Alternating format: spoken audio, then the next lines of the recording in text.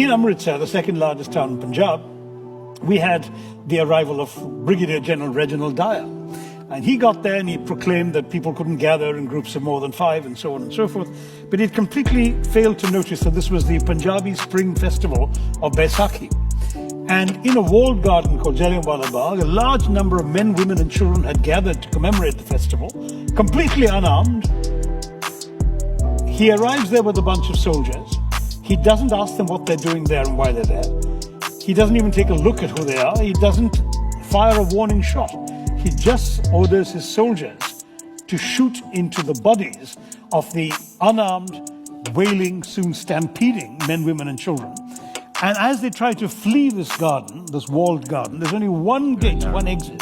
And he stations his soldiers right there, as he himself explains later, because that makes these people easier targets.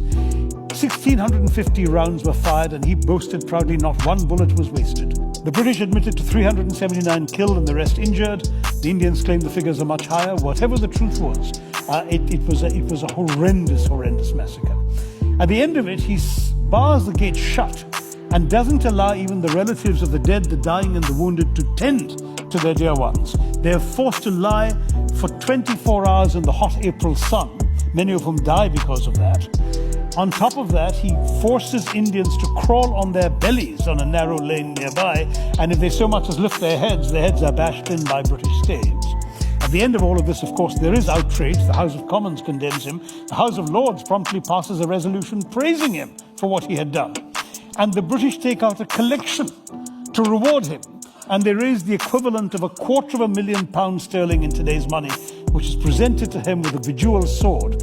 And that flatulent voice of Victorian imperialism, Rudyard Kipling, hails him as the man who saved India. Now that entire package, the betrayal at the beginning, the cruelty of the massacre, the racism and indifference to Indian suffering that followed, the justification and reward, you take the whole thing together, and to me it makes it the single most fitting act that is worthy of an apology. And if somebody on the centenary of that event, somebody from the royal family, because everything was done in the name of the crown, were to come to Amritsar and go down on their knees at Jallianwala Bagh and beg forgiveness or express remorse, apologize for this sin, I think it would have a remarkably cleansing effect and perhaps wash away much of the wrongs that were done in the preceding 200 years.